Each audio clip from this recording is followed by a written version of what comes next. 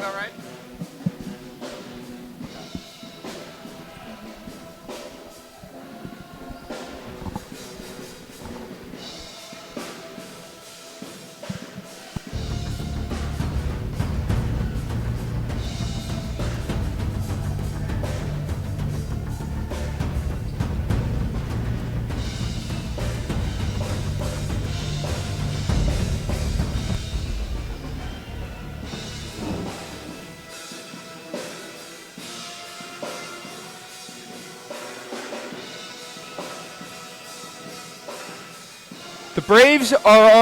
The Braves return home after a 3-game road trip, looking to get back on track against the USC Aiken Pacers. Welcome to the broadcast booth. Dave Lynn alongside John Gross. John, the Braves are on a 3-game losing streak, looking to get back on track against USC Aiken. Right, look back to the last game for UNCP. That came in a tough loss against Augusta. We saw a career performance from Aaliyah Farmer before she was actually ejected from the game, picked up her second technical foul. But that was a close one. You look at this 3-game losing streak. They just haven't been able to put the pieces together like they were. They were playing really well and won 4 of their last 6 prior to this 3-game streak. Yep. No, they've been playing basketball really well. Just Clayton State blitzed them with the press. Lander blitzed them with the press.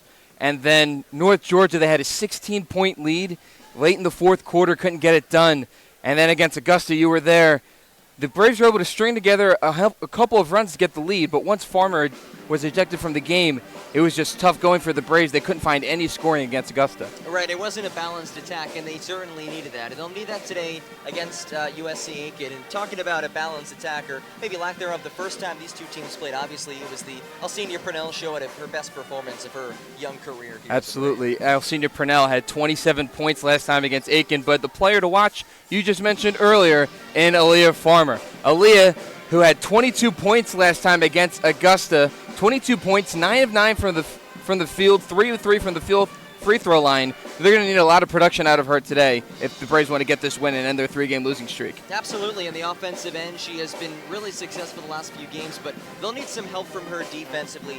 Interior defense is going to be huge against the USC Aiken team that loves to pound the rock inside. Pounding the rock inside to the leading rebounder in the Peach Belt Conference, and Quajellan Farah, averaging 11.2 rebounds a game and has 16 double-doubles on the season. When talking to head coach John Haskins, Aiken is similar to the way the Braves like to play on offense, have an inside-out presence, and they need to control the glass, boxing out Quajellan Farah. Yeah, you mentioned Farah certainly helps when you have a 6'1" center. We expect her to have a pretty quality performance today, but UNCP will throw a couple of different looks at her. Obviously, Farmer. We've seen Danielle Heath. Her playing time has upticked quite a bit, especially the defensive end. Has done a nice job shutting down some bigger players. Absolutely. Well, the last time these two teams played, it was a Melanie Horn buzzer beater 3 as time expired late in the fourth quarter, and the Braves look to get back on track to end their 3-game losing streak as they look to get back on track here at the bank against the Pacers. We'll get back to starting lineups and opening tip. You're watching Braves basketball right here on the UNCP Sports Network.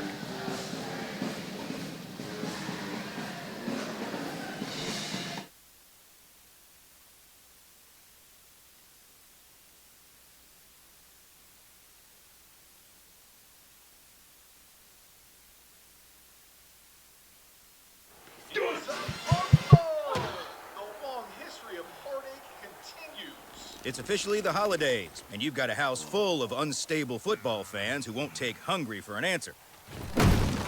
So drop a big bow box on your pigskin powwow, because whether you need an 8, 12, or 20 piece with biscuits, fixins, and tea, nothing helps swallow tears of defeat like swallowing a bunch of fried chicken first.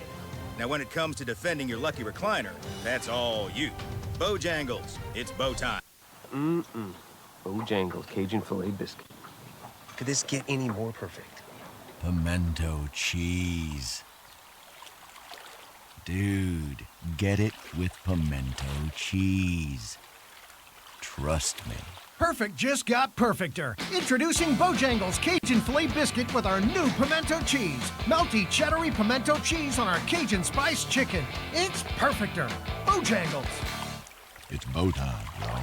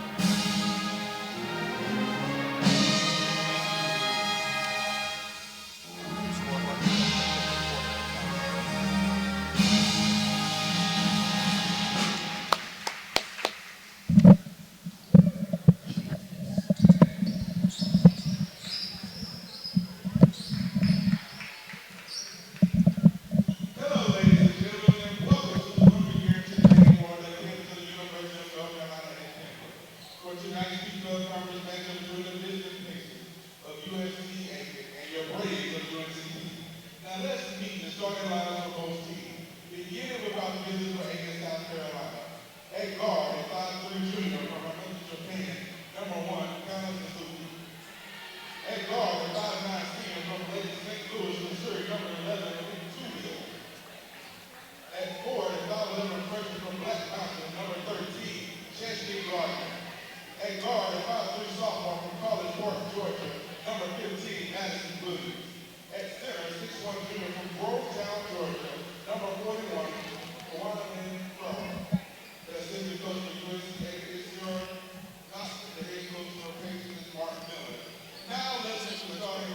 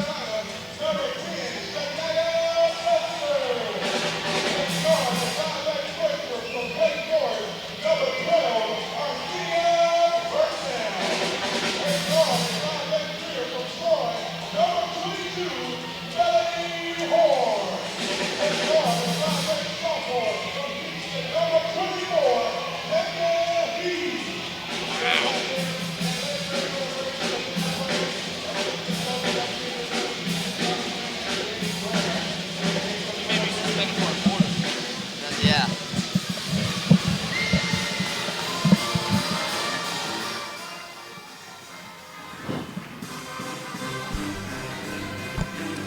And welcome back to Lumbee Guarantee Bank Court, home of the Braves. Dave Nguyen alongside John Gross. John, we're ready for some Braves basketball. The Braves haven't played a home game since the beginning of February. They're looking to get back on track, suffering on a 3-game losing streak. Yeah, certainly nice to get back home if you're UNCP, and you're doing it in front of a nice crowd. More fans will continue to trickle in as this game progresses. It's a little bit early on this Wednesday afternoon, but big one tonight. Sorry about that. We'll get to today's starting lineups. First for the visiting Pacers of USC Aiken in the home or the road navy blue uniforms as they win the opening tip. Kana Suzuki as well as Mel Two-Wheel, Madison Williams, Chesney Gardner, and Quajellan Farah on the floor for the visiting Pacers of USC Aiken. Driving and a little floaters off the line, but the rebound getting right back is Two-Wheel. Should take another baseline jumper, and that is good to go as we start the first quarter scoring for the Pacers of USC Aiken, coming out in a 2-2-1 full court press. Braves on the floor for them starting is Courtney Smith, Shania Lester, Alcina Purnell, Melanie Horton. Making her first start of the season is Danielle Heath. Purnell, top of the key, inside, and they'll kick it back out. Heath's jumper baseline is offline, and the rebound by Chesney Gardner. Pushing up the ball at the floor quickly is Madison Williams. The dump inside to Farah. Left block, no good. And the rebound hauled in by Melanie Horn. Good recovery by Horn, nearly lost it. Lester drives baseline. She'll get fouled on the floor. It'll be a foul on the Pacers. It'll be a foul on Chelsea Gardner, her first, and the first team foul for USC Aiken. Melanie Horn, that was a 2, and that was off the line. And the rebound in there by Gardner. Pushing up the floor to Suzuki on the right wing. Top of the key dump inside to Farah. That's where the Pacers want to go. Give and go to Gardner. And the ball is tipped out of bounds by Melanie Horn. Good defense there by Horn and Alcina Purnell. Obviously still early, so this won't be an issue just yet, but just 8 players in uniform for USC Aiken today. Not a lot of depth for the visitors. So that's something that head coach John Haskins wants to take advantage of. He'll rotate 8 to 9 players today as the ball was tipped out of bounds by the Braves. So inbounding the ball on the sideline will be Suzuki. Williams starting out with the basketball, 10 to shoot for the Pacers. Calling for a screen, gets it from Farah. Farah rolls, gets the bucket to go to give the Pacers a 4-0 lead early here in the first quarter. That's a strong move to the basket. Double team comes, able to muscle her way through it and finish. Farah, as we noted earlier in the broadcast, in the pregame show, the leading rebounder in the Peach Belt Conference, averaging 11 per game. Here's a triple from Courtney Smith, and she gets the Braves on the board. Courtney Smith has been playing very well as of late. She has, and she's one of 3 freshmen who contribute in a major way to this team. As a foul called inside, but I just really like the way that she plays. Plays with so much confidence, and she's seen her playing time grow throughout the season. I couldn't agree more. As she's one of those players who wants to get in extra shots before practice or even before games sometimes. Someone at a young age who's really working on her craft. Suzuki to inbound, and she'll find Madison Williams in front of the Braves sideline. Spacing will be an important key for the Braves. That's what helped them out against Aiken the last time they both teams played. There's a pump fake from Gardner at the top of the key. Spinning, and inside. That shot is off the mark by two-wheel, rather. And here comes Alcina Purnell on the break. Lester drives baseline. The floater gets the friendly roll off the back end of the rim, and the Braves take advantage 5-4, 7:20 to go in the first. That is a tough shot by Lester. She went off the opposite foot that you normally do when you shoot it with your right hand. Still able to finish.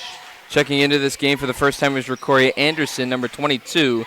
Here's two-wheel dumping inside, but a steal by Danielle Heath to the lane. And scoring is Shania Lester.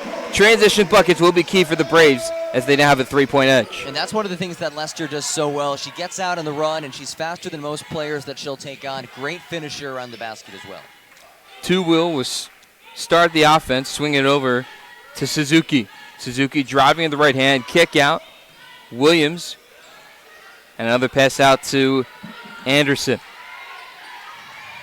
Two-wheel, 5 to shoot, puts up a jumper. That's off the mark. Rebound by Alcina Purnell.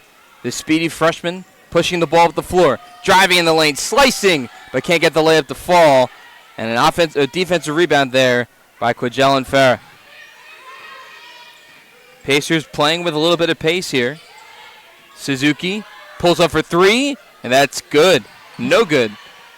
My apologies. The net rattled backwards, and I thought that was a swoosh. I thought that went in as well. Said the Braves will take advantage of the missed 3 by Suzuki.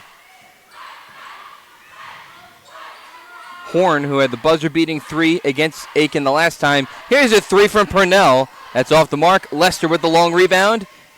Smith, no good.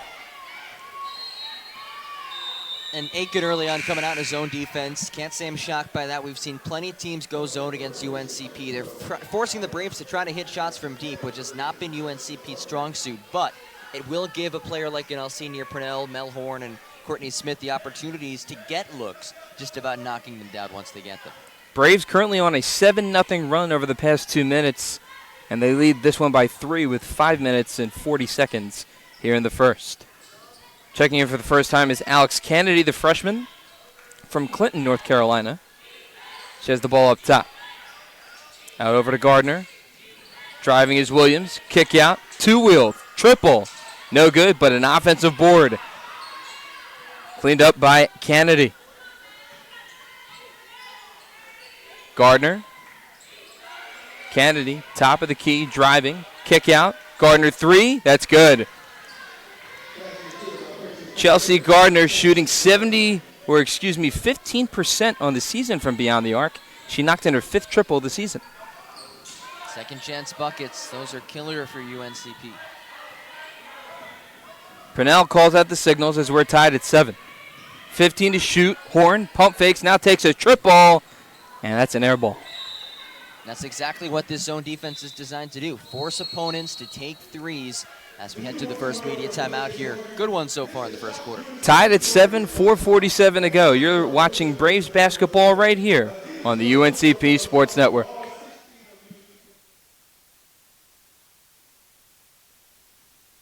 The town of Pembroke, incorporated in 1895, is a proud community rich in heritage. Pembroke is a quaint but growing town, regarded as the social, political, cultural, and commercial center for the Lumbee tribe, the largest American Indian tribe east of the Mississippi River with over 58,000 members. The town hosts a variety of events during the year, none larger than Lumbee Homecoming, which annually brings in over 30,000 visitors. We welcome you to visit our unique town and encourage you to read and learn more about Pembroke. When you've got a house full of unstable football fans who won't take hungry for an answer, drop a big bow box on it. Whether you need an 8, 12, or 20 piece with biscuits, fixins, and tea, at least they'll gnash their teeth on something delicious. It's bow time.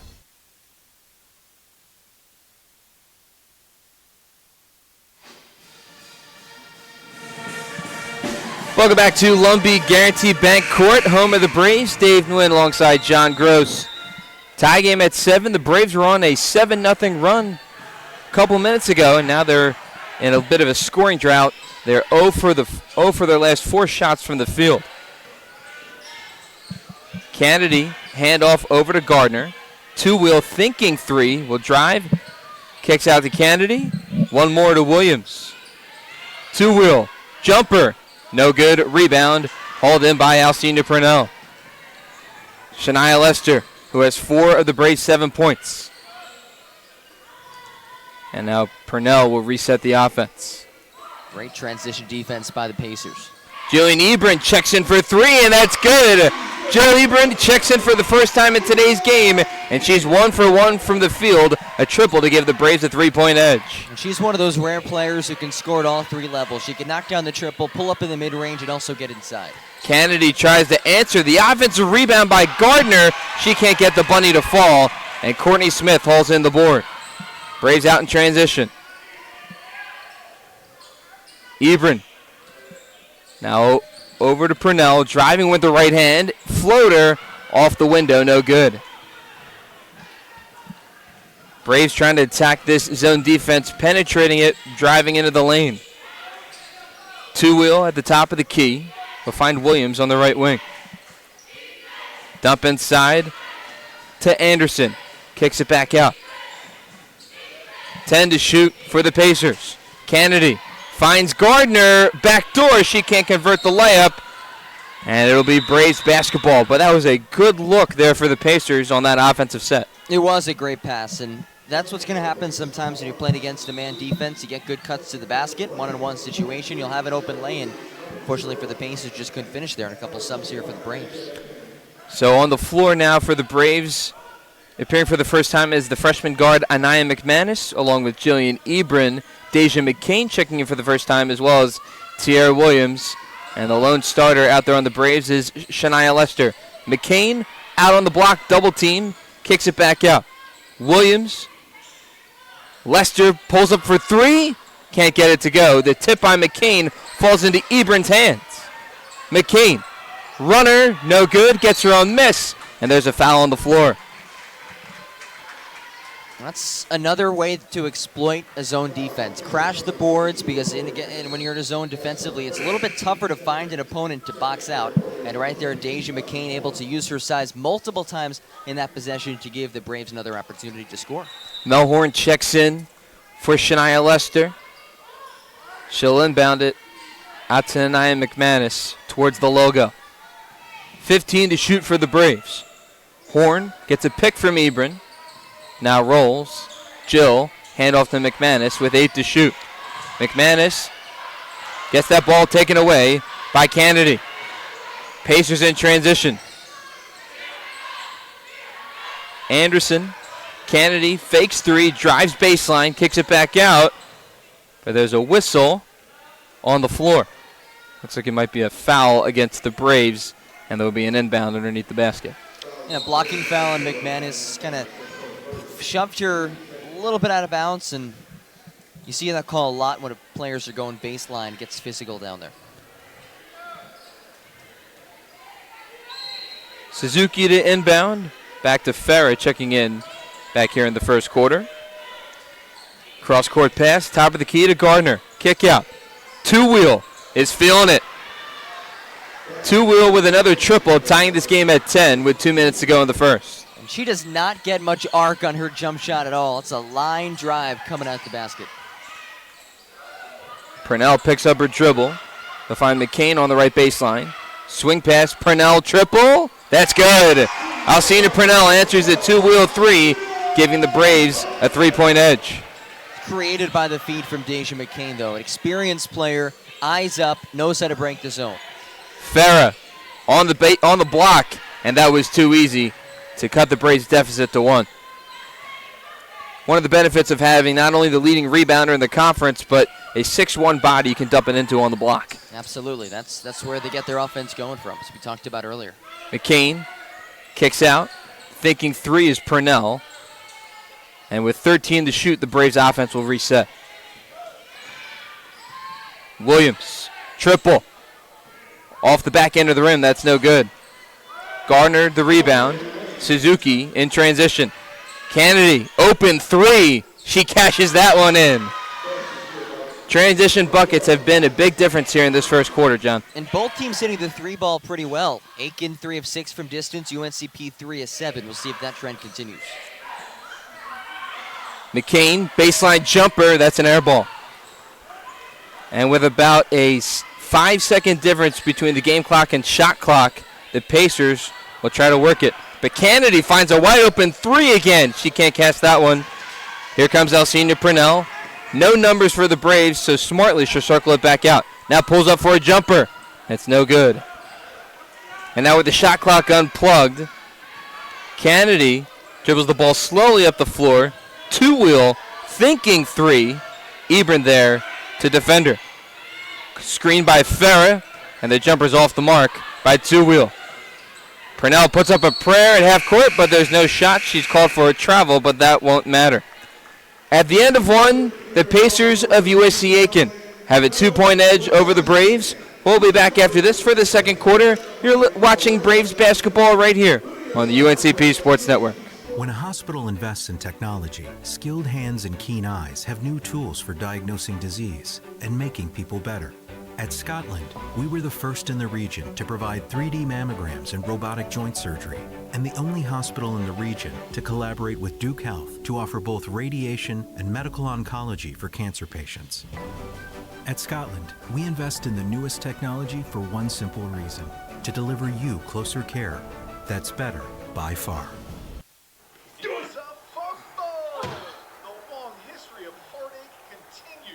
It's officially the holidays, and you've got a house full of unstable football fans who won't take hungry for an answer.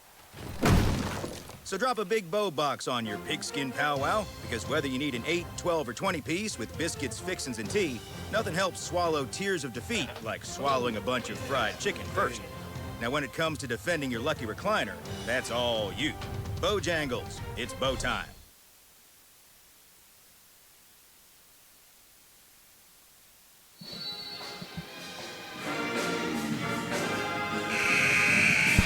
Welcome back to Lumbee Guaranty Bank Court, home of the UNC Pembroke Braves. Dave Nguyen alongside John Gross. The Pacers of USC Aiken, after one, take a 2-point lead over the Braves. Alcina Purnell, Shania Lester, Danielle Heath, Jillian Ebron, and Melanie Horn on the floor for UNCP. Horn dials up a triple. That's no good. The rebound, strong board there by Farah. And so far, this game, kind of what we expected, a close game. Both teams played it down to the wire last time they met. Suzuki gets her shot blocked by Horn. Ebron out on the floor to Lester. Takes her time off the window. And the transition bucket is good to tie this quarter up at 15. And that's the second time today that we've seen Lester get the ball out of the run and finish around the basket. So good at that. Kennedy finds Suzuki. Transition layups might be the difference maker in today's game. A lot of transition threes early on in the first quarter for USC Aiken. Off the window is good for Madison Williams. And now a brief stoppage of play as Jillian Ebron needed to tie her shoes. Worthy of a stop. Sure, I can tell you I've had that happen to me every once in a while and pick up ball. Absolutely. Heath, top of the key. Horn, dump inside to Ebron. Purnell, triple, got it. Second triple of the day for Alcina Purnell. She gives the Braves the lead, back up one. And they're gonna keep getting those looks against this 2-3 zone, especially in the wings, and Purnell can hit them. She's shown it all season long, only a freshman, but such a skilled offensive player. Braves hit 11 threes last time against USC Aiken, 4 of them from Horn and Purnell. Kennedy drives, can't get the runner to fall. Lester gets the board, and there's her speed again. Quickly over the logo. She only has one gear. They'll circle it back out. Horn trying to look for her shot in this 2-3 zone. Going to try to dump it over to Ebron near the free throw line. She gets the ball there, drives, kicks. That's an open look for Horn. She can't catch that one in, and the rebound by Two Wheel.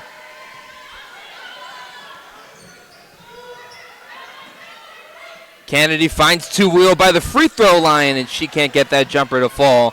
Here comes the speed of Purnell with the right hand. Down the lane, spins. Pretty move by Alcina Purnell. She put the moves on, and the Pacers couldn't stop her. That's a veteran move right there. She is just so good in the offensive end, creative inside. Talk about Lester's speed. How about Purnell able to dash past the defense and find the bucket? Braves up 3, dump inside to Farah. Can't get the bunny to fall, gets her own miss. A kick out to Suzuki, 4-3, bang! And just like that, the Pacers answer, knotting this game up at 20. Well, that time Suzuki let no doubt with her 3. We thought the first one she put up went in, and that one able to connect from the same spot. Horn dumping inside to Heath. Kick back out, open 3 for Lester. No good. Good offensive board. Ebron will go to the line for 2, and a very good tip there by Danielle Heath, making her first start of the season. And that's what Heath is able to do so well. She's not gonna stuff the stat book with points. She'll get rebounds, but most importantly, she'll get you some stops. She'll get you some second opportunities like we saw right there. That's not going to go into the stat sheet. That's a tip right there, but it goes into the hands of Jill Ebron, and now she has a chance to get a couple of points. Checking in at the scorers table is Aaliyah Farmer, so it looks like she may have been suspended for a quarter after getting 2 technical fouls in the Braves' last game at Augusta. Ebron cashes in the first and makes the second one. Ebron on the season as a 93% free throw shooter. She takes a break, so Aaliyah Farmer on the floor for the Braves along with Anaya McManus, Shania Lester, Melanie Horn, and Danielle Heath. Two Wheel drives with the right hand, off glass and in, knotting this one up at 22. Now we see Farmer on the floor coming off of her career performance against Augusta. She didn't even play 3 full quarters, put up 22 points, a perfect 9 of 9 from the field. Farmer in the paint, 1 for 1 from the floor. And if we were going to count back to last game against Augusta, she's now 10 for 10. 10 for 10. Can't do any better than that. Checking in is Iriana Brooks with the long red hair. Brooks, jumper, that's good. And Brooks, 1 for 1 from the floor. A lot of shots going out pretty early in the shot clock. Haven't seen either side be able to force their opponent late into possessions. Certainly something to monitor as this one goes on. I think for the Braves offensively, if they were able to get the ball into the paint to attack the zone, there's another try for 3, and Melanie Horn gets that one to go. The 5th triple by the Braves today. They are 5 of 7 of their last 7 shots. It was only a matter of time before Horn hit one. She's now 1 for 5 for the field, including 1 of 4 from distance. Pacers trying to answer. Braves up 3. Anderson pump fakes. And it's going to be a blocking foul on Melanie Horn. That is the right call. Melanie Horn did move her feet just a bit before trying to draw the charge. Those are one of the toughest calls to make if you're an official, because you have to be looking at a couple things. First of all, was she inside the restricted area? If so, then it's automatically a blocking foul. If they're outside the restricted area, like you said, Dave, the feet cannot be shuffling. You have to be set. You have to be ready to take that charge. Not an easy call for the refs to make. Anderson to the line for 2. A 47% free throw shooter on the year. She's 1 of 1. Checking in also for the first time today is Naomi Gilbert for the Braves. Second free throw for Anderson is good. 1 point edge in favor of the Braves. A little over 5 minutes to go here in the first half. Lester, who has been attacking this defense relentlessly. Another triple, that's good. Shania Lester is feeling it and giving the Braves a 4-point edge. I just love the confidence they have offensively, getting quick shots up and knocking them down. Lester with 9 points on the day. Farmer with a board, and Lester out in transition. McManus will slow things down. Gilbert thinking 3, and will circle it back out. Cross-court pass from Heath to McManus. Good catch there. Dump inside to Farmer. She's triple-teamed. Kicks it back out. Lester drives, kicks out. Gilbert 3, that's open. No good. Farmer with the offensive board and goes up. That's an easy call. A foul on the Pacers. Looks like it'll be number 22, Rakoya Anderson. And we go to immediate timeout. Braves attacking the zone with a couple triples. They've hit 6 on the day so far. We'll be back after this. Braves up 4. You're watching UNCP basketball on the UNCP Sports Network.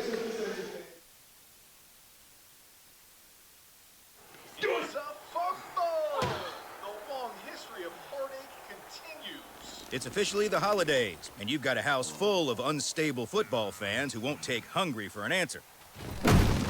So drop a big bow box on your pigskin powwow, because whether you need an 8, 12, or 20 piece with biscuits, fixins, and tea, nothing helps swallow tears of defeat like swallowing a bunch of fried chicken first. Now when it comes to defending your lucky recliner, that's all you. Bojangle. A nurse at Scotland Health is a healer, touching patients' lives at every turn. An ally, working as a trusted teammate with the best doctors. A blower of bubbles, part child whisperer, part kid at heart. A winner, recognizing excellence through Daisy Awards. And of course, a caring friend. Scotland Health nurses are many things to many people. But to us, they're simply better by far.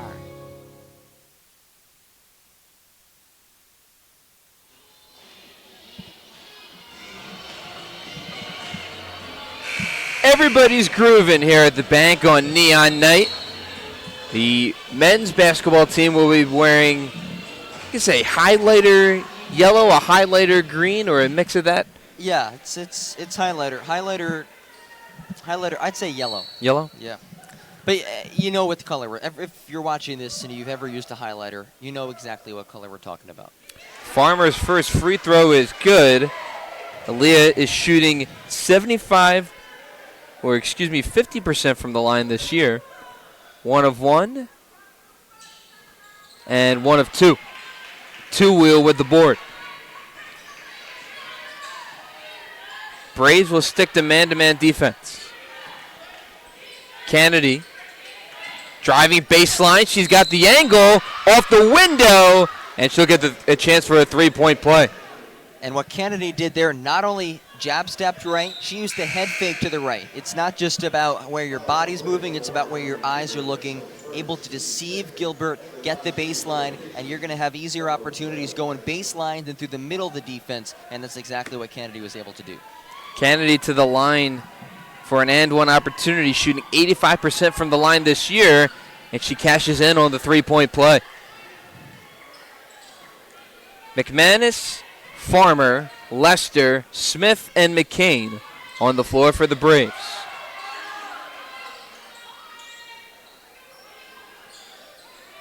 McManus resetting the offense.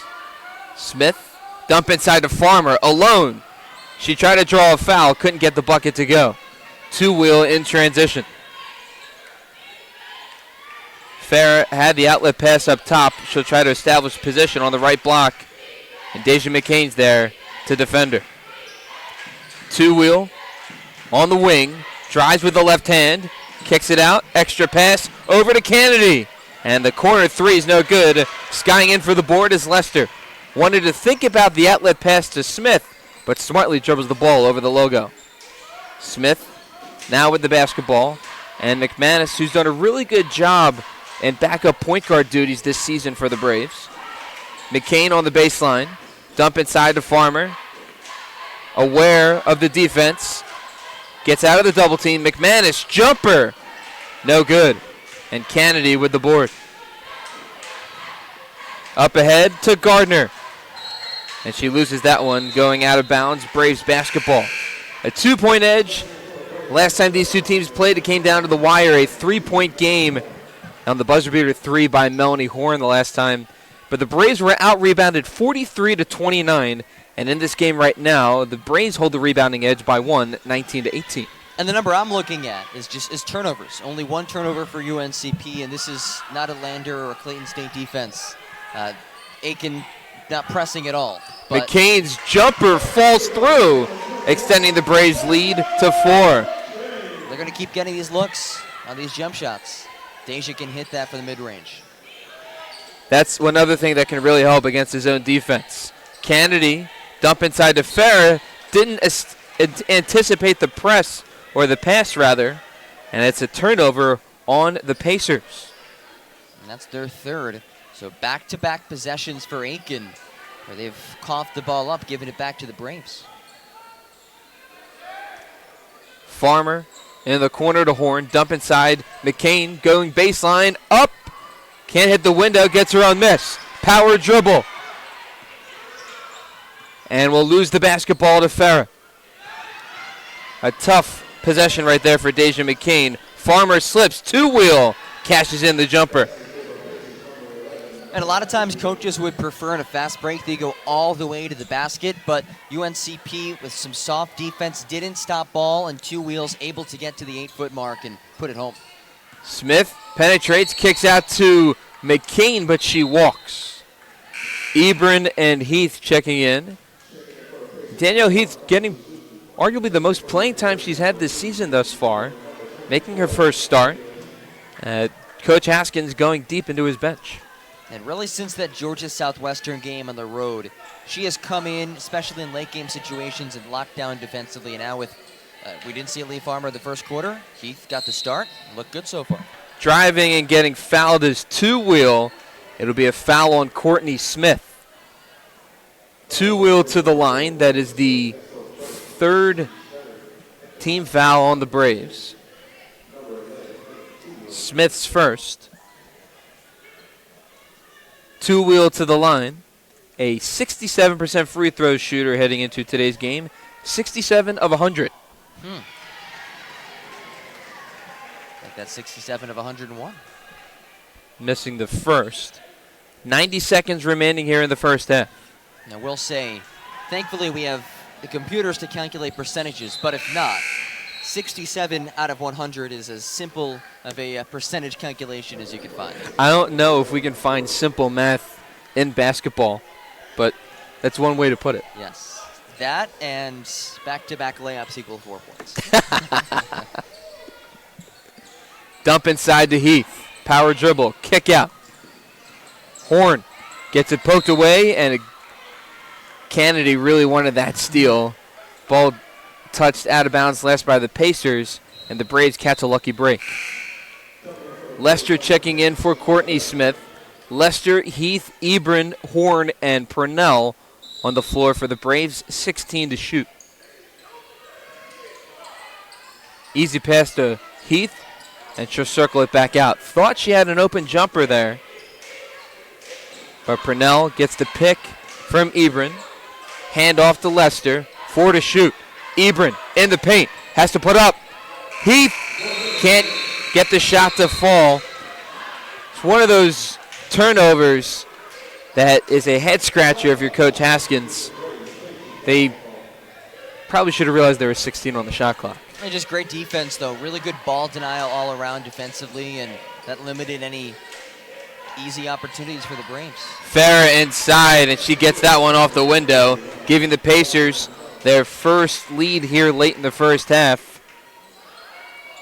They're now 6 of 8 from the floor. Horn, 3. No good. Lester with the board, and she can't catch the easy bucket. 1 second difference between game clock and shot clock, and Lester wants that layup back. Suzuki out to two-wheel. Over to Brooks. They'll swing it from right to left. Two-wheel. Finds Brooks. Kennedy with 8 to shoot. Drives. Next pass out over to Farah. Inside. Two-wheel. Back out. The jumper by Brooks is no good. And that ends the first half. The Pacers of USC Aiken make 6 of their last 8 shots and hold the Braves to a 2-minute, 40-second scoring drought. Lester leads the way for the Braves with 9 points, Purnell with 8. As for the Pacers, two-wheel, 4 of 11 from the floor, 1 of 2 from beyond the arc, and she has 10 to lead all scorers. We'll be back in about 15 minutes or so as it's halftime between the Braves and Pacers. You're watching Braves basketball right here on the UNCP Sports Network.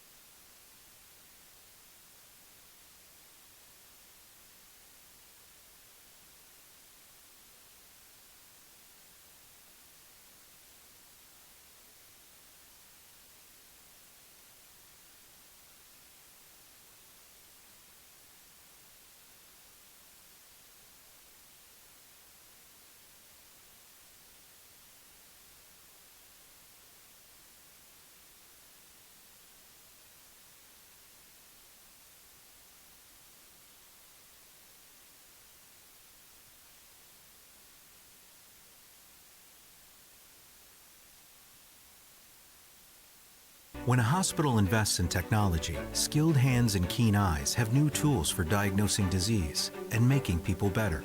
At Scotland, we were the first in the region to provide 3D mammograms and robotic joint surgery, and the only hospital in the region to collaborate with Duke Health to offer both radiation and medical oncology for cancer patients. At Scotland, we invest in the newest technology for one simple reason: to deliver you closer care that's better by far. The town of Pembroke, incorporated in 1895, is a proud community rich in heritage. Pembroke is a quaint but growing town, regarded as the social, political, cultural, and commercial center for the Lumbee tribe, the largest American Indian tribe east of the Mississippi River with over 58,000 members. The town hosts a variety of events during the year, none larger than Lumbee Homecoming, which annually brings in over 30,000 visitors. We welcome you to visit our unique town and encourage you to read and learn more about Pembroke. A nurse at Scotland Health is a healer, touching patients' lives at every turn. An ally, working as a trusted teammate with the best doctors. A blower of bubbles, part child whisperer, part kid at heart. A winner, recognizing excellence through Daisy Awards. And of course, a caring friend. Scotland Health nurses are many things to many people. But to us, they're simply better by far.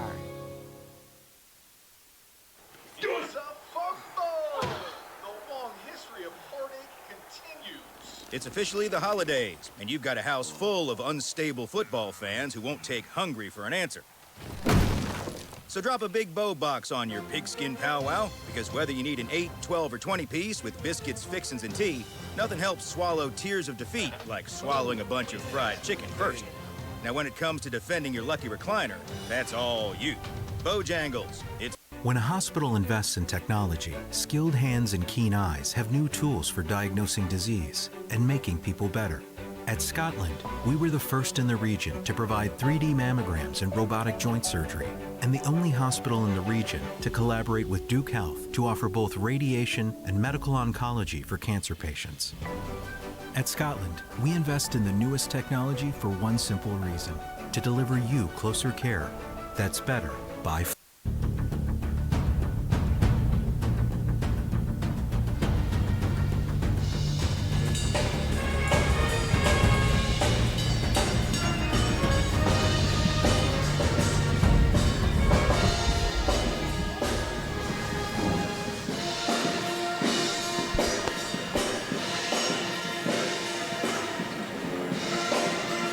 It's halftime here at the bank with the Braves down 1 to the Pacers of USC Aiken, but a very good game that might come down to the wire, similar to their last matchup. Welcome back into the broadcast booth. Dave Lynn alongside John Gross. John, a close game as expected with a 1-point edge to the USC Aiken Pacers. All right, we talked about it before the game, but these two teams battled in that close game earlier in the season down in Aiken, South Carolina, and we expected to see the same today, and we've gotten that so far. A really competitive first half, both teams doing some things very well, especially in offense. Offense, a lot of transition buckets for both teams. For the Braves offensively, they've been trying to attack that 2-3 zone, whether it's dumping it inside to a forward around the free throw line and then kicking it back out to a guard for three. Shania Lester as well as Senior Purnell have benefited well from beyond the arc. And I think that's the biggest storyline to follow in the second half. Can UNCP sustain its three-point success? 6 of 15 from beyond the arc in that first half. That's good for 40%. That is a mark that John Haskins will take any day of the week. If they can keep that up, I think the Braves will find themselves in a good spot at the end of this one. I think another good thing that he's impressive about as we go back to our players to watch from the first half, Quijellen Farah came in as the leading rebounder in the Peach Belt Conference with 11 rebounds per game. She only has 6 points and 3 rebounds in the first half, something that he's very proud of, keeping her off the glass. Absolutely, and you have to give a lot of credit to UNCP's bigs inside. Also have to give some credit to UNCP's guards who have gone in and crashed the offensive and defensive glass. Keep the ball out of her hands. At 6'1", it's not easy to slow her down, but they've done a solid job, at least in the first 2 quarters, of doing that. I think for the Braves offensively, they may want to get Aaliyah Farmer going after sitting out in the first quarter due to suspension last time, getting 2 technical fouls against Augusta last Saturday. She only has 4 points, but She is a senior leader on this Braves squad, and the Braves will try to want to get the ball to her inside the blocks. It's been a little bit of trouble for her because of that attacking 2-3 zone that the Aiken defense has presented. And given the fact that she can shoot the ball from really 18 feet in, and she's even been able to extend it beyond the arc, she's an ideal player that you can have in there to break a 2-3 zone. The soft spots, of course, top of the key, and then kind of the right and left short corner. And she does a good job of getting into those spots and hitting those shots. I'd expect to see her get some looks in the second half of action. As we head back to another quick break, want a reminder that for the Braves offensively, Shania Lester leads for the Braves in 9 points. She's been attacking relentlessly throughout the first half, whether it's getting the rebound and going coast to coast herself or finding lanes on the baseline in between the teeth of that Pacers defense. We look forward to her getting going as well. Yeah, that's why defensive rebounding is so important, because she's gotten a whole lot of these buckets on fast break opportunities, and what she does a great job of is, like you said, either taking it herself on defense, but especially leaking out quickly. Her teammates are able to find her on the run, and she converts inside. We'll be back to the start of the second half. You're watching Braves basketball right here on the UNCP Sports Network.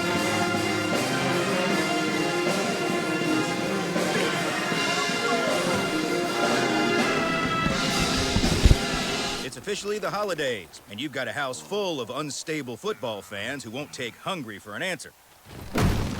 So drop a big bow box on your pigskin powwow, because whether you need an 8, 12, or 20 piece with biscuits, fixins, and tea, nothing helps swallow tears of defeat like swallowing a bunch of fried chicken first. Now when it comes to defending your lucky recliner, that's all you. Bojangles, it's bow time. A nurse at Scotland Health is a healer, touching patients' lives at every turn. An ally, working as a trusted teammate with the best doctors. A blower of bubbles, part child whisperer, part kid at heart.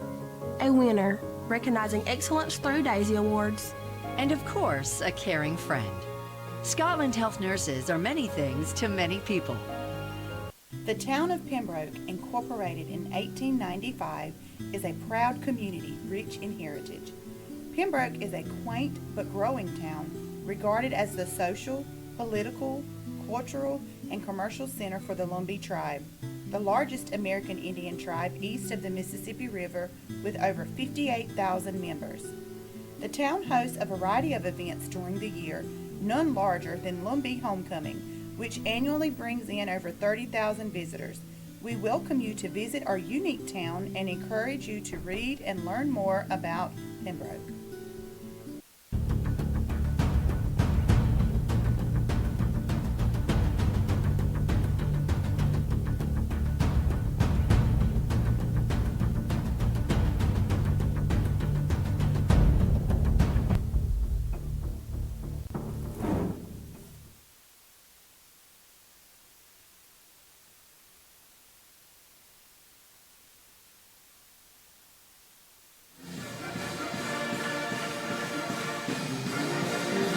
Welcome back to the Jones Center on the campus of UNC Pembroke. Dave Nguyen alongside John Gross. The Pacers of USC Aiken hold a 1-point lead, and ending the first half, Aiken made 6 of their last 8 field goals, and on the defensive end, they held the Braves to a 2-minute, 40-second scoring drought.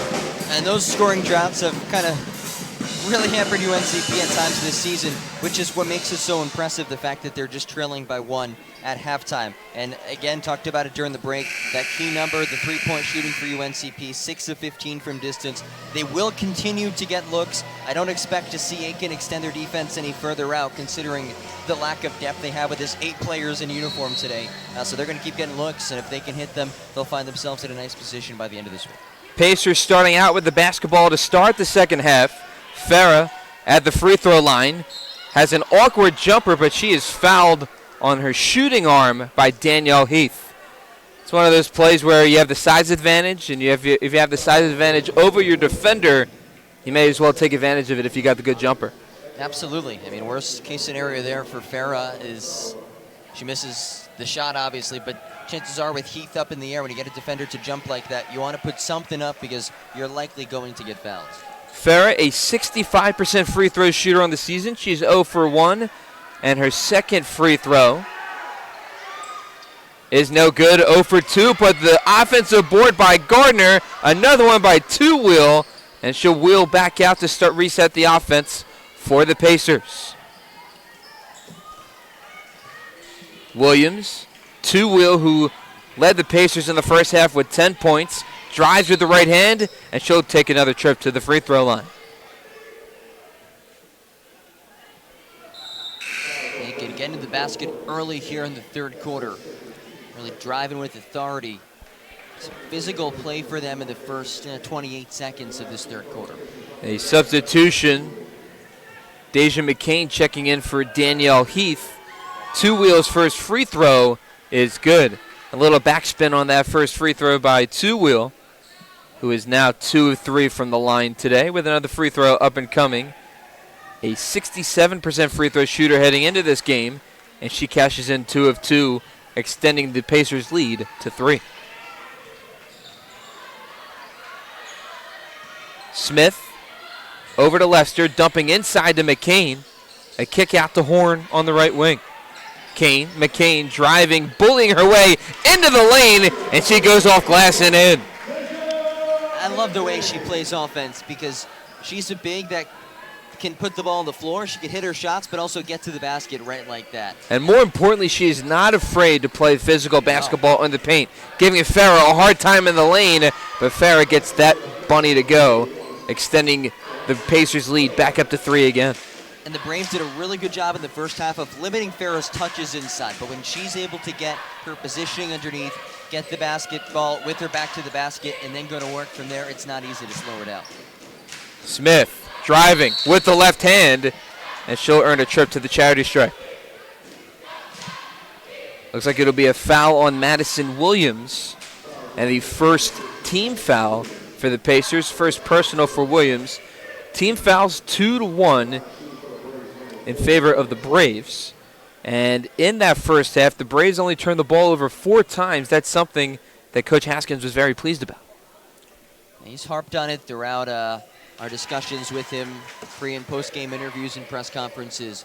Turnovers have hampered this team just like those scoring stretches have at times, and they've kind of gone hand in hand as well. So by keeping the basketball in their possession, they're getting shots up, they're getting looks, and they've been hitting those shots today. Courtney Smith cashes in both free throws, a 75% free throw shooter on the season, and cutting the Aiken deficit back to 1. 8.5 to go in the third. Suzuki finding Farrah on the block. Good defense by McCain, and she strongly grabs the board. Not afraid to throw those elbows, Deja McCain. Purnell circles it back out. Driving with Smith, kicking over to Horn. 15 to shoot for the Braves. Smith dials up a 3, gets that one to fall. Braves retake the lead by 2. First three-point attempt to the second half of the Braves falls through, up to 44% from deep. They will, and I'll keep saying it, they're going to get those looks. They have to knock them down, and Smith did right there. Two Wheel, the leading scorer for the Pacers, finds Gardner for 3. That's off the mark. Lester out in transition to Horn with the right hand off the window and gets that one to fall. Transition layup from Melanie Horn. And she's got 5. And a lot of times in those situations, the defender will look to undercut, knock the ball away before the shot can go up. So Horn did a great job of cradling it and preventing that. Two Wheel driving, and she'll earn another trip to the free throw line. And this will already be the 5th and 6th free throw attempts of the third quarter for Aiken, as they look to snap a very quick 7-point UNCP run. Over the last 71 seconds, Two Wheel to the line. She's 3 of 4 from the line today, make it 4 of 5. That's one aspect about basketball. If you can convert your free throws, that could be the difference in a close game, and that's what this game is turning out to be. Yeah, she's 4 of 5 from the stripe already. Make it 5 of 6. Cutting the Braves lead to 2. Purnell will slow it up over the logo. Lester. Braves trying to attack. Now a 1-3-1 look. McCain from the right elbow. Off the back end of the rim and in. And that ball did not touch the rim whatsoever. So it took me a second to think, okay, did that go in? Because we had that situation earlier in this game.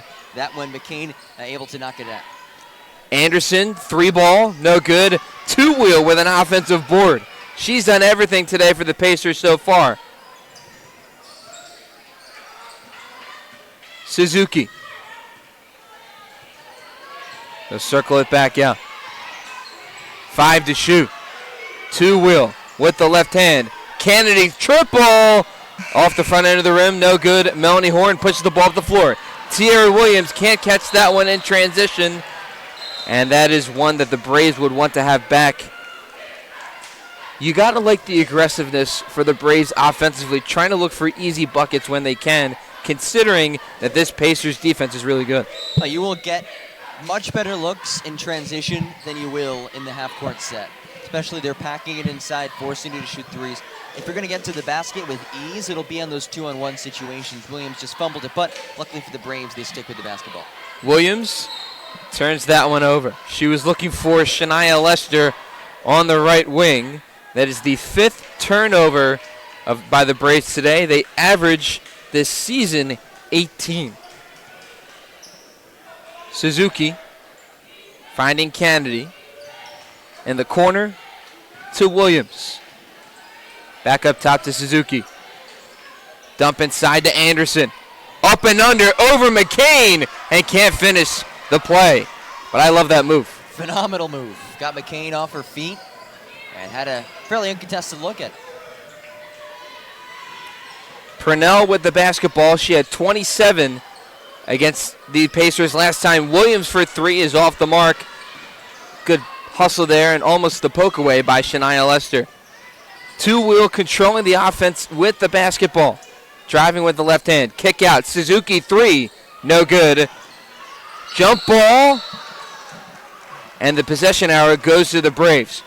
But you got to give a lot of credit to Suzuki to follow her on miss, as no one boxed her out as she tried to get her own rebound. No, and that's one of the first things you learn as a basketball player. You shoot it, you follow your own shot. And Suzuki, despite standing at just 5'3", able to get in there and at least get the held ball. So now possession arrow will be in favor of the Pacers. Dump inside to Farmer. There's a foul on the floor.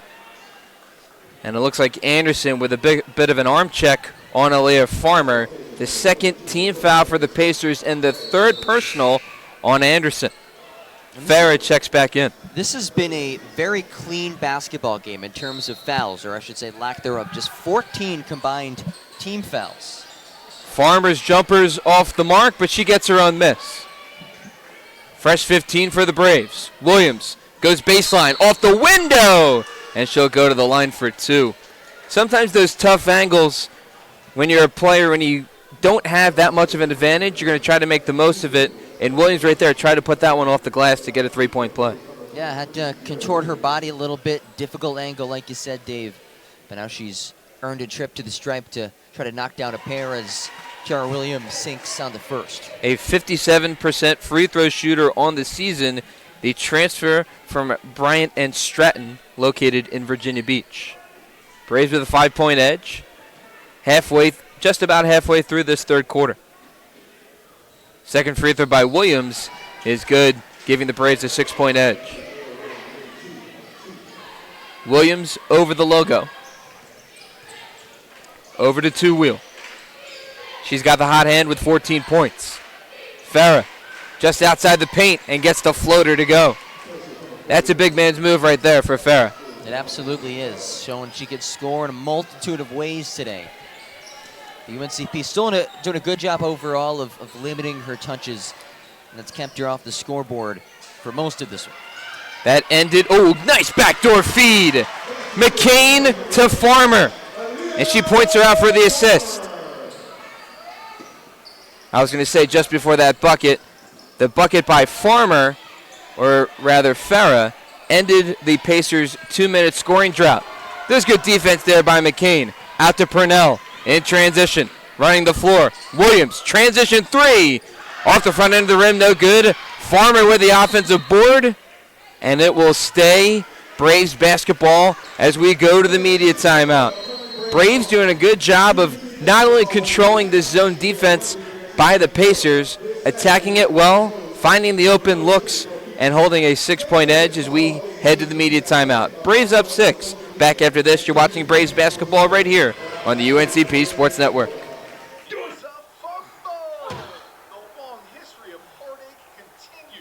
It's officially the holidays, and you've got a house full of unstable football fans who won't take hungry for an answer.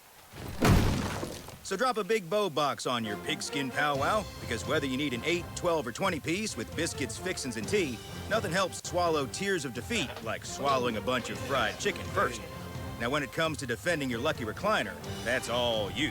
Bojangles, it's bow time.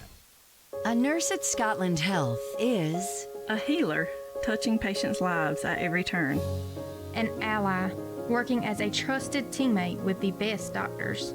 A blower of bubbles, part child whisperer, part kid at heart. A winner, recognizing excellence through Daisy Awards. And of course, a caring friend. Scotland Health nurses are many things to many people. But to us, they're simply better by far.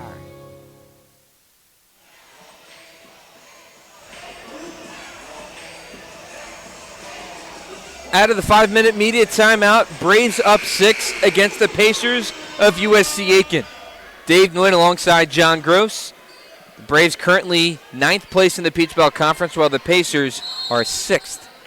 Braves the inbound. Horn finding the outlet pass out at the top of the key to Alcina Purnell. Haskins calls out an offensive play from the sideline. Horn, triple. Got it! Melanie Horn with her second triple of the day. We've seen her hit big shots throughout the season, none bigger than that USC Aiken game winner. And the Pacers have seen firsthand what she can do from distance. Kennedy drives. Horn thought she had the clean block, but Kennedy gets the body from Melanie Horn and earns a trip to the free throw line. Her second personal foul and the 4th team foul on the Braves. Keep in mind, if you have 5 team fouls, the opposing team gets 2 free throws per quarter. Kennedy misses on the first, an 85% free throw shooter on the season.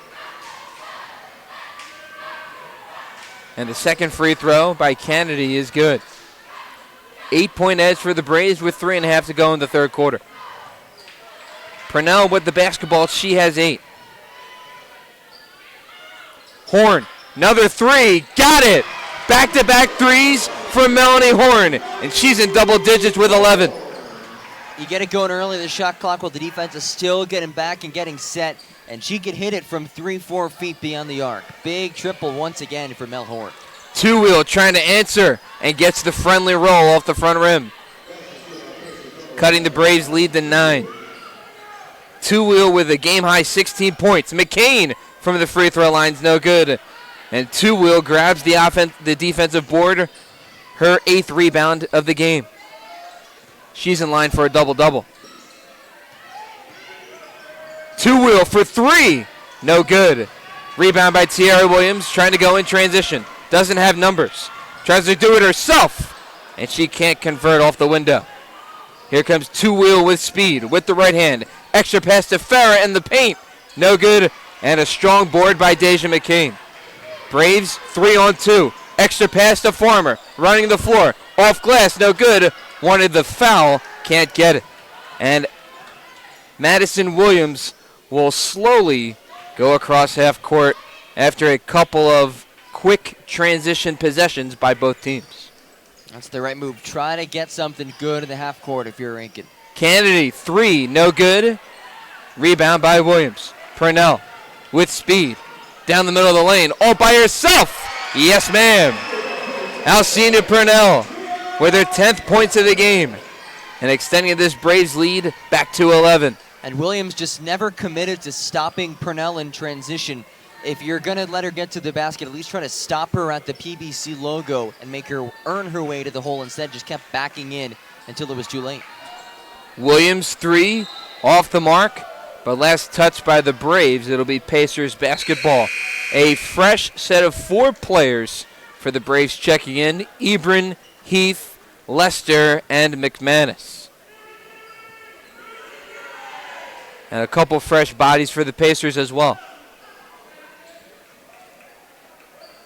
Like the fact that the Braves are trying to run. Yeah, oh, absolutely. And that's why I think you're getting some fresh legs in there. Easy look for Farron. She cashes that one in the paint. Those are the easiest buckets that you will get. Transition opportunities, especially when you have numbers. If you make the right passes, you're good. McManus over to Horn. 17 to shoot. McManus driving amongst the trees. Finds Ebron in the paint. She gets denied by Farah. Here come the Pacers. Suzuki. Extra pass to Two-Wheel on the block. And she's earning another trip to the free throw line. Two-Wheel single-handedly keeping USC Aiken to this one. 16 points, and she's done a great job of getting to the free throw line and hitting when she's gotten there. These will be her 7th and 8th free throw attempts of the evening. 5 of 13 from the floor, 5 of 6 from the line, with these two coming up. Checking in for Melanie Horn is Alcina Purnell. So Purnell, Ebron, Heath, Lester, and McManus on the floor for the Braves. 65 seconds remain in the third. Two-Wheel is now 6 of 7 with another one up and coming. And she already has a double-double. Not even the end of the third quarter. Make it 7 of 8. Mel Two-Wheel, the Lake St. Louis, Missouri native. Ebron, triple threat, over to Lester on the wing. Tip pass, Heath gets it back. 10-12 to shoot for the Braves. McManus tried to look for Ebron inside, and there's a turnover. Suzuki, extra pass inside to Gardner, can't get the layup to go. Heath with the board. Purnell, and Haskins says slow it up. About a 3-second difference between game clock and shot clock. You want to hold for one shot. Just pretend that they're equal right now. Pretend the shot clock doesn't even matter. Just go with the shot clock, and you'll pretty much bring it to the end of the third quarter. Braves need to attack the zone, either a dump by the free throw line or a 3-ball. McManus for 3. Off the front end of the rim, no good. Two-Wheel, now a jump ball on the floor. And the possession arrow will go to the Pacers. That's not a bad decision, considering the Pacers get the possession on the jump ball. So then the next time, if there's another tie-up, it'll go back to the Braves. Yeah, and what you don't want to do here is foul if you're UNCP. Let him inbound. Yep. The Pacers don't get a shot off, and we go to the fourth and final quarter. Braves outscore the Pacers 23-15 in the third. They have the rebounding advantage 33-29. We head to the fourth and final quarter with the Braves up 7. Back after this, you're watching Braves basketball right here on the UNCP Sports Network. The town of Pembroke, incorporated in 1895, is a proud community rich in heritage. Pembroke is a quaint but growing town, regarded as the social, political, cultural, and commercial center for the Lumbee tribe, the largest American Indian tribe east of the Mississippi River with over 58,000 members. The town hosts a variety of events during the year, none larger than Lumbee Homecoming, which annually brings in over 30,000 visitors. We welcome you to visit our unique town and encourage you to read and learn more about Pembroke. When a hospital invests in technology, skilled hands and keen eyes have new tools for diagnosing disease and making people better. At Scotland, we were the first in the region to provide 3D mammograms and robotic joint surgery, and the only hospital in the region to collaborate with Duke Health to offer both radiation and medical oncology for cancer patients. At Scotland, we invest in the newest technology for one simple reason: to deliver you closer care that's better by far.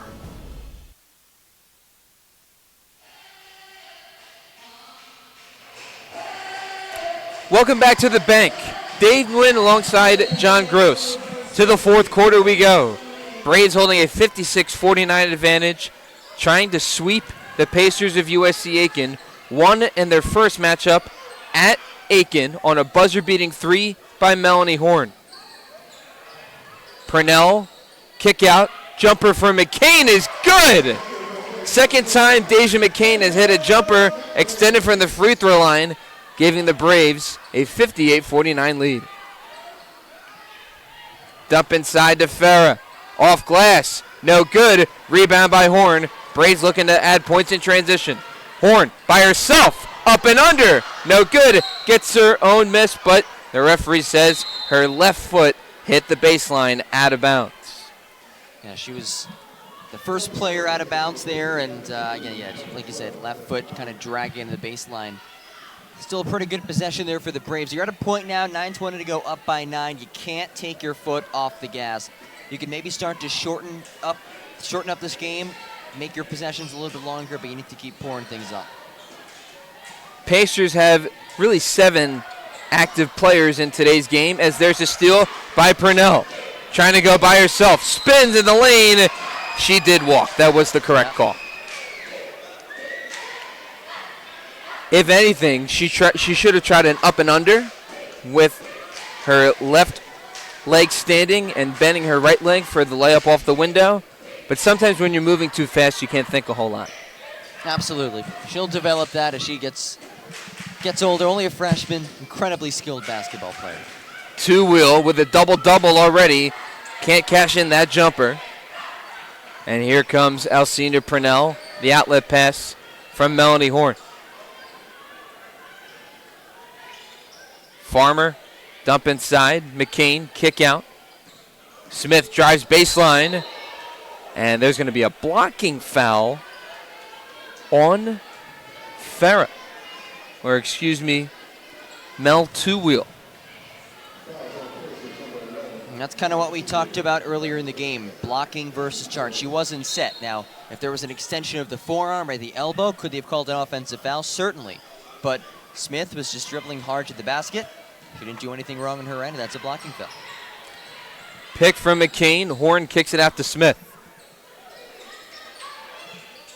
8 to shoot. Purnell, straight away 3. Off the front end of the rim, no good. And Williams grabbing in the rebound. She'll stop. Suzuki, extra pass to Farah. And a good job beating the defense of the Braves and getting that layup to fall. Braves now with a 7-point advantage with just under 8 to go. Yeah, Suzuki didn't even pause. The ball moves a whole lot faster when you're passing it rather than dribbling the basketball. And Suzuki knows that. Great court vision, great feed. McCain was feeling it, but that jumper's off the mark. Rebound by Farah. If there's anyone we expected to get a double-double, it would be Quigel and Farah, who has 16 on the season. A 3 from Suzuki is good, and the Braves' lead is now just 4. And Suzuki had that last assist. Now with the big triple there, makes it just a 2-possession game, and John Haskins wants to talk things over with his squad as they look to hang on against a USC Aiken side who's trying to mount a comeback here in the 4th. We're going to keep it right here, and a smart timeout by John Haskins. Braves coming in with a 9-point lead entering the 4th quarter. The Braves are right now in a 2-minute, 22-second scoring drought. As far as point leaders go, Alcina Purnell with 10, Melanie Horn with 11. And last time these two teams played, they were both the leading scorers for the Braves, 27 and 14 respectively in South Carolina. For the Aiken Pacers, we have Mel Two-Wheel with 18 points and 11 rebounds. Quigel and Farah with 14 and 5. She's gotten it going here in the second half. She's had a lot of easy looks in the paint. Give a lot of credit to the Pacers offense trying to get her in her spots on offense. Yeah, they know if they're going to come back in this game, they need to get Farah a little bit more involved than they did in the first half. Only at 6 points, already 8 points in the second half, now up to 14 points in the game. And what they're doing a better job of is giving her space to work with inside. It seemed things were like a little bit congested in the first half, and UNCP did a phenomenal job of locking her down and denying the basketball from even getting to her. Now that she's getting those touches, they're doing a nice job offensively of clearing out a bit and letting her go to work on the inside. Braves still winning the rebounding margin 35-32. They've been winning that throughout the majority of the game, but the Pacers are slowly cutting into that rebounding margin. something that Coach Haskins likes to emphasize, rebounds and limiting your amount of turnovers. Lester out to Purnell at the top of the key, dump inside to Farmer. That's where you want to attack the 2-3 zone. Trying to look for Danielle Heath on the block, and there's a turnover on the Braves. And Dave, you mentioned Coach Haskins really emphasizes the rebounding and limiting turnovers. I think it's Coach Haskins and every other coach in America as well. Those certainly two keys, but especially with this UNCP team who at times throughout this season has struggled with turning the basketball over. The three is no good by Kennedy. Horn with the board, and Purnell wants to run. Lester, baseline jumper, no good. Heath trying to get the board, and Two-Wheel did not get her foot out of bounds, controls the rebound and the basketball. Suzuki, corner three, she's got it.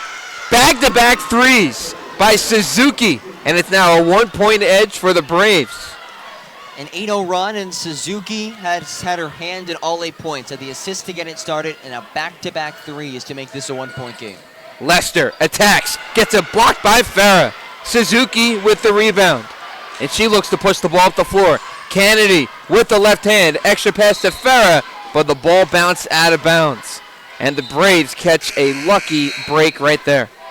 And if you're the Braves, about a minute or so until you get to the media timeout, you wanted, let's say, the next 2 possessions, get a couple of scores, get a couple of stops, build up some momentum, continue to add to this lead, and kind of change the momentum and the way this thing has been flowing, because the last 2 minutes, it's been all USC Aiken. John, both of us know that basketball is a game of runs. Aiken on an 8-0 run over the past minute and a half. If the Braves need to go on a run, it should be right now. Dump inside to McCain at the free throw line. Power dribble with the left hand. Turns around with the right hand and gets that floater to fall. Deja McCain doing everything right here today.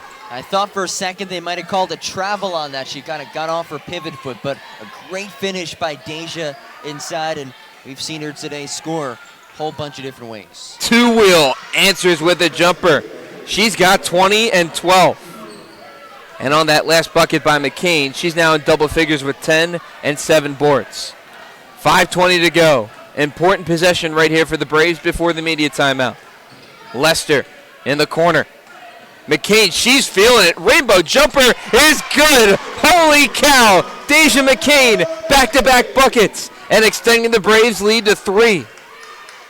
Gets a tremendous amount of backspin on her jump shot. So that's why, just because it hit the rim, she still got that shooter's touch and was able to convert. Nice curl screen. Kennedy can't make it, but Farah with an offensive board. Back to Kennedy in the right wing.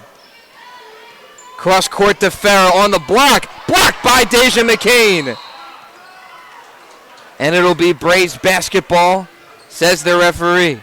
We head to the final media timeout. Deja McCain with back-to-back buckets. She's got 12 and 7 boards. Don't go anywhere. Braves up 3. Back after this, you're watching Braves basketball right here on the UNCP Sports Network. A nurse at Scotland Health is a healer, touching patients' lives at every turn. An ally, working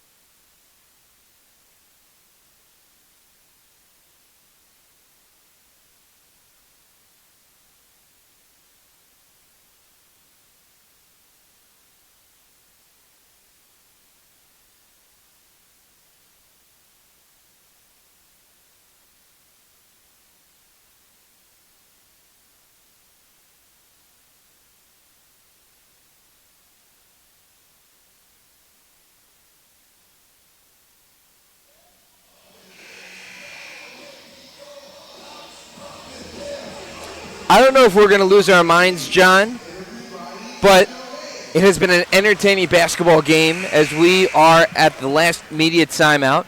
4:43 to go in the fourth. Braves with a 3-point edge. Back-to-back buckets by Deja McCain has helped them out. And I think in talking to a whole bunch of people around these 2 basketball programs today, everyone involved expecting 2 close games in this SNEA night doubleheader. Ebron gets blocked by Farah. Kennedy controlling the basketball, wants to take it herself. Suzuki, another 3, no good. Rebound by Lester, behind the back dribble, and she'll slow it up. Purnell Back to McCain. Lester gets a screen from Deja. Purnell drives with the left hand, circles back right, up and under. She gets blocked. Jump ball, no. Yes. And possession will go to the Pacers.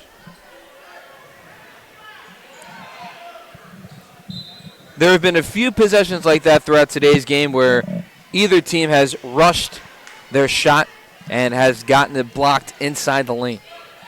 Definitely. We've seen better defense in the second half especially. And a whistle away from the basketball. It's going to be a foul on the Braves.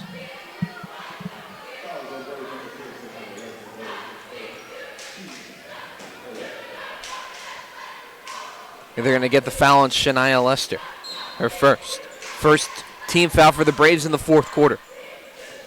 One team foul for the Pacers. Suzuki corner three, and she has hit from both corners here today, and we are knotted at 62. Yeah, she can't get any more open looks if you're UNCP. She has been a one-woman wrecking crew.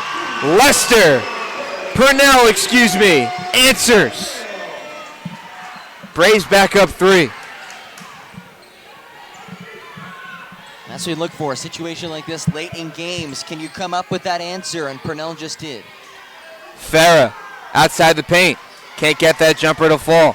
Williams controlling the basketball, finding her point guard in Purnell. They'll swing it from left to right. Ebron, shot fake, kick out. Williams attacks the lane and gets her shot blocked by Farah. Here comes Two Wheel with a game-high 20, all by herself. And a good job by Alcina Purnell to cause the jump ball. She made sure to touch all ball, not converting on the foul. That's one heck of a defensive play for the freshman. Absolutely, that is textbook right there. And now Braves basketball, 2:49 to go, up by 3. You're in a good spot. You get a good possession now as Mel Horn checks back in. This is the offensive group that you put out there to beat a 2-3 zone. Horn, McCain. Braves playing a little tic-tac-toe. Purnell, kick out. Lester, open three, no good. Kennedy doesn't have numbers. She uses her speed, and then we'll circle it back out. A smart job there by Kennedy if you're a Pacers fan. Suzuki, another three, no good. And Melanie Horn grabs in the board. You could credit that miss at least partially to a very good late closeout by Shania Lester. She sprinted near side to far side to stop the ball in transition, then raced all the way over to get to Suzuki just to get a hand in her face. Horn, heat check three, no good. And grabbing that board again is Kennedy. She's played with a lot of physicality throughout today's game. Kennedy with 6 rebounds, 7 points. Williams, Two Wheel in the corner to Kennedy. Suzuki off a curl screen. Dump inside to Farah. Over McCain, no good. And good job by Shania Lester to crash the glass. She gets it stolen away. Two Wheel misses the easy bunny. Gets her own miss and back in. It's a 1-pointed edge with 83 seconds to go here in the fourth. A referee timeout as Jillian Ebron, for the second time in today's game, ties her shoes. And Lester dribbled it off the back of the sneaker of Deja McCain. It doesn't get much more unlucky than that, and it fell right into the hands of USC Aiken. Two Wheel with a game-high 22 and 13 boards. Off a curl screen was Lester, can't get the ball. McCain going into the lane. Kicks back out to Horn, 10 to shoot. McCain, screen for Horn. Lester, open three, yes! And a timeout by the Pacers. That is what you call big-time players making big-time plays. And Shania Lester, the senior guard for the Braves, cashing in the open triple.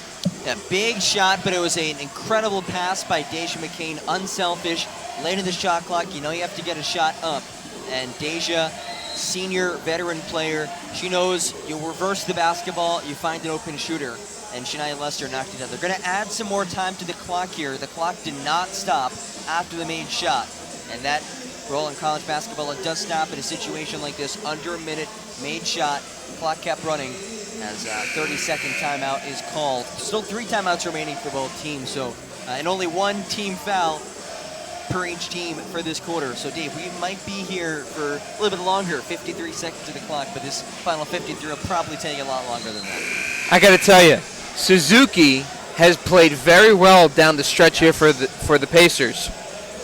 She's 4 of 9 from the field.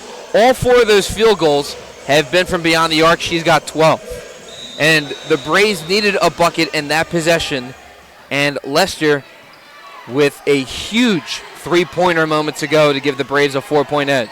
Big possession here for the Pacers. They don't necessarily need to go for the 3 as they're circled around from right to left. 15 on the shot clock. Two-wheel has the hot hand. Williams, baseline, over McCain, and gets that jumper to fall. A 1-point difference, or 1 second difference, rather, between game clock and shot clock. Coach Haskins claps his hands in a bit of disbelief. Deja McCain had really good defense right there. It was just a better and a tough jump shot right there on the baseline outside the block for Williams. Yeah, might be a little frustrated as Williams kind of got past Ebrin, who tried to pick her pocket from behind, unable to recover. But great call by Coach Haskins to call a timeout there. Much easier to inbound the basketball in the front court than at the baseline. And the one thing you do lose there, you're able to run the baseline in that situation, but now you don't have to go the length of the floor. You can inbound into the front court, and if you do turn it over, worst case scenario, it's easier to get back, you get a stop in that case than it would have if they were to turn it over with inbounding from the baseline. Now, if you're USC Aiken, 31.7 seconds, 1.7 second different shot in game clock. You have time to force a turnover. You don't have to foul right away. But given that they only have 1 team foul, they can't wait as long as they normally would if they would have 3 or 4 team fouls. So I'd say maybe 2, 3, 4 seconds of trying to force a turnover, and then you foul right away. And if you don't get a turnover right away, you need to keep fouling from there. This situation right now is spitting images of your Nittany Lions against Illinois last night. Don't remind me. As we want to let the audience know, John, you are a proud Penn State alum. There is a foul by the Pacers on Alcina Purnell. They have a few fouls to give.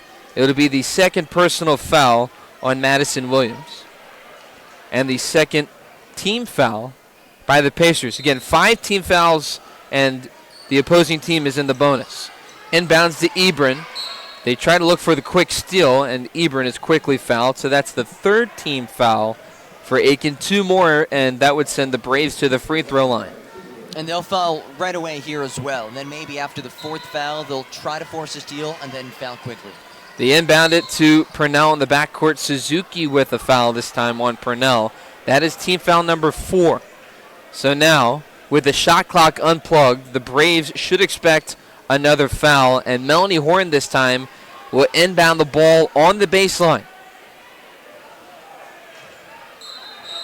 And I was just about to say it. I wouldn't be shocked if John Haskins called a timeout here. You want to get into a better spot to inbound the basketball. That was not an easy location where Horn was going to have to inbound it, and especially given some of the turnover issues for the Braves at times this season, you want to limit the length of the floor that they have to travel to get into the front court. Now, under 30 seconds, no shot clock. You figure USC Aiken will try to force a turnover quickly. If they don't get it, they're sending UNCP to the free throw line, where you look today, the Braves have shot very well from the stripe, 7 of 8, 88%. Overall, they're a pretty good free throw shooting team, but it's going to come down just to execution. This is a game that UNCP has the ball on their court right now. Braves as a team this season shooting 72% from the line this year, and if you want to get someone with the ball in their hands, you want to get it to Shania Lester or Alcina Purnell. They inbound to Lester, and the senior leader takes a trip to the charity stripe. On the season, Lester is shooting 87% from the line. And these are Lester's first free throws of the game. If you're a senior in a tight game like this, you want to have the basketball in your hands in these situations. Lester's first free throw is good. You always want to make sure you got to break the ice. And Lester does right there, 1 of 1 with another free throw up and coming. And Lester goes 2 of 2.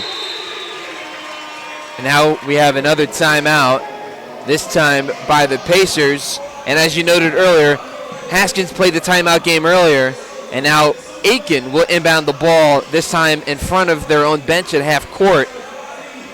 A 4-point advantage. If you're Aiken, what do you do here? You either go for a quick 3 or a quick 2, but then you got to foul again. Right, there's no need to go for 3 in this situation. If I'm Mark Miller, I'm saying to my team, we have to work for a good shot. It doesn't need to be a 3. If it's there, great, go for it. But let's get something, and let's get something quick, like you said. And from there, you start fouling again.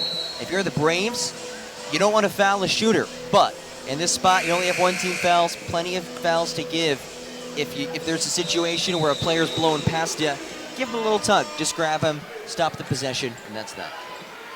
Farah, curl screen to 2-wheel off glass, and that 2 is good. A 2-point edge for the Braves. Full court press as expected. McCain gets fouled. Deja McCain entering this game, or entering this free throw line trip, 12 points and 7 rebounds. She's had an excellent game today. Yeah, she has. And now, again, another senior. Lester transferred in junior college, and McCain transferred in North Carolina Central, but they're seniors. They've been playing basketball for a long time. These are the spots they live for. McCain's first free throw is good. A 76% free throw shooter on the season. McCain is 1 of 1. Taking her time. 1 of 2. And now another timeout by the Pacers and Mark Miller. So, a scenario like this is always interesting. Do you foul? I think given that you have some fouls to give, I think you should foul, because what's going to happen now, you still have 1 timeout left if you're Mark Miller, but he's going to draw up a play. The Braves can kind of get a read of what that play might be. If they foul, that'll force USC Aiken to reset something, and okay, then does that play go out, or do you still run that same play given the other team knows what it may be, what type of shot you're looking for? 16.5, it's still the situation where you don't necessarily need a 3-pointer, especially with that timeout left, and especially that in women's college basketball, you advance the ball across half court with a timeout. So you don't need to force a 3. I think it's the same mindset as last possession. If the 3 is there, great, but if not, the basket that they got last possession from 2-wheel still is perfect. If you want to give up anything, you want to give up a 2. Yes. And if you're the Braves, if you're thinking that they're going to shoot a 3, 2-wheel has led all scorers today. She's got 24 points, 13 rebounds, and 1 of 3 from beyond the arc. The sharp shooter from beyond the arc today for the Pacers has been Kana Suzuki, the Japan native. She's 4 of 8 from beyond the arc today, particularly in the corners. So if Suzuki has the ball beyond the arc, I wouldn't foul her, but you need to play tight defense on her. Right. Yeah, if you're going to foul, it has to be before the shot. You can't let them get into that shooting motion, otherwise that's 3 free throws. But just 1 team foul for UNCP, 3 fouls to give if they want to do that. 3 from 2-wheel, and that's off the mark. Board by Lester. Loose ball, but there's a foul before the ball hits the floor.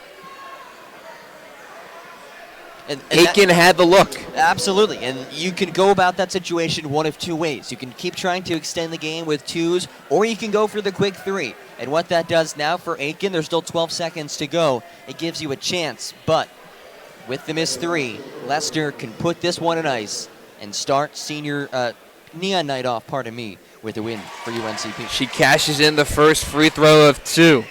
3 of 3 from the line. She shot her first 2 free throws of this game about 10 seconds ago. Her second free throw is good. 4 big free throws for the senior leader, Shania Lester. John, it's been a very entertaining game. We knew coming into it was going to go down to the wire. We're not shocked by how this fourth quarter has transpired. No, and I think the storyline for UNCP in this fourth quarter has been the clutch free throws. It reminds me a lot of the last time we were here, that Flagler game. Down the stretch, UNCP was 6 of 6 from the stripe. Got a big jumper as well from Aaliyah Farmer. But it was the clutch free throw shooting when they had that lead, and Flagler was intentionally fouling them to force him to get to the charity stripe. The Braves hit then, they've hit tonight, they've sent seniors to the line, and they find themselves up by 5 with 12 seconds to go. So now if you're the Braves on defense, no fouls. No fouls. If a basket is given up, that's okay. Yep. You got to make sure you get the inbound pass in cleanly. Yes, and you have to rebound as well. Secure a missed shot here, and you win the game. Farrah in the paint, quick jumper, no good. Two-wheel with the board and the bucket and the foul. Two-wheel with 26 and going to the line potentially for her 27th, as well as collecting her 14th rebound. She has been unstoppable and has literally put the Pacers on her back. Those are the two things that we've said they could not do. If you're UNCP, you can't foul a shooter, you can't give up an offensive rebound. So now Mel Two-Wheel has the chance to cut the Braves deficit to 2. She cashes in for the end one. Braves just need to inbound this, and Courtney Smith gets the ball poked away from her, last touched by Alex Kennedy. And still one timeout. Here we go. Final timeout for Coach Haskins called. And for this inbounds, which is going to be very important, no timeouts left for USC Aiken. What you absolutely positively cannot do is throw the ball into the backcourt. It's 5.7 seconds. If the ball is turned over, God forbid off the inbound, USC Aiken would have to go the length of the floor. 5.7, not a lot of time. No timeouts, they can't advance it. You need to keep this ball in the front court. That's why I love the decision by Coach Haskins to again use this timeout. Just get the ball in, you'll get fouled, you hit 2 free throws, call it a night, and you go out on top. Depending on where the inbound is, it's going to be now in the front court. So Braves just need to get the ball cleanly to one of their guards. Yes, don't throw it into the backcourt. Smith gets fouled right away. And that foul was not intentional. Suzuki was going to foul her right away. It wasn't anything more than just a regular foul. And Courtney Smith, the freshman, will be going to the line for arguably the biggest free throws of her young season. Certainly not a flagrant foul. That's just what you're going to get at this point of the game. You get 2, you win. 4.9 to go, and now they're going to call a flagrant. Wow. I will respectfully disagree with the referees on this call. You knew that they were going to foul. Courtney Smith, I think, may have just tripped. Suzuki really did not intentionally try to physically harm Courtney Smith, but that's going to be the call here with 4.9 seconds to go in the fourth. I will say, given the context, maybe not, but I think if that happens at a different point of the game, it is a flagrant. So given that, I do like the decision by the officials to grant that as a flagrant foul, just to be consistent throughout the game. And now UNCP a free throw away from closing things out. Courtney Smith looks to be okay. Only a freshman. Again, she is a phenomenal basketball player, and she took one for the team there. Shania Lester has impacted this game late in the fourth quarter from the charity stripe. She is 6 of 6 to go along with 18 points. The game high leader for the Braves. 13 for Purnell, 13 for Deja McCain, and 11 for Horn. So now Courtney Smith will get fouled by Two-Wheel, and the Braves, barring some miracle, will sweep the Pacers in a much-needed victory to end their 3-game losing streak. It does just that, and Courtney Smith will head to the stripe to shoot 2. What a game it's been for UNC Pembroke, and John Haskins gets a much-deserved victory. He's probably sweating bullets and may have lost his voice a couple of times on the sideline, but a much-needed victory as the Braves are trying to climb in there. And not only that,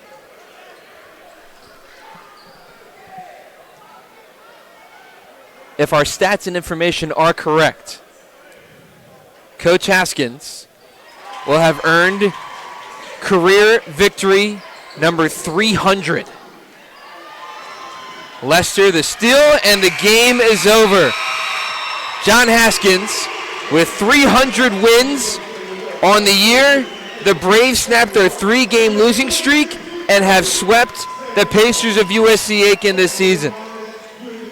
John, what are some of your final thoughts? It's a great all-around game for UNCP. They battled. It's a team that, coming off of a losing streak and a difficult loss against Augusta, could have easily just packed it in and said, hey, you know what? We're now on the outside looking in of this Peach Belt Conference tournament. Not looking great for us coming into this game against a tough Aiken team, but they did. They battled, and they find themselves right in the thick of things to qualify for the Peach Belt Conference tournament. For the entire staff and crew, I'm Dave Nguyen signing off. Braves get a big 6-point victory over the Pacers. Stick around for the men's game as they will be featured in Neon Night tonight.